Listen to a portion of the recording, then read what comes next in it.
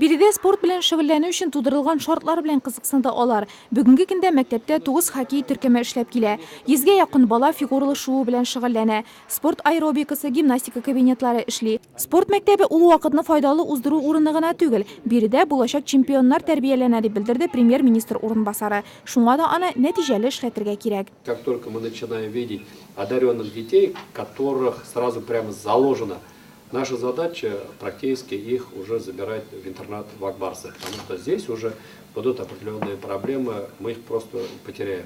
А если мы видим перспективу работы здесь переходом туда, мы должны сказать, что вот в Нурлате через 5 лет, хотите вы не хотите, ребята, надо создавать уже команду МХЛ, молодежную хоккейную лигу на таком-то уровне, начинать надо работать, сегодня формы придумывать и вести надо.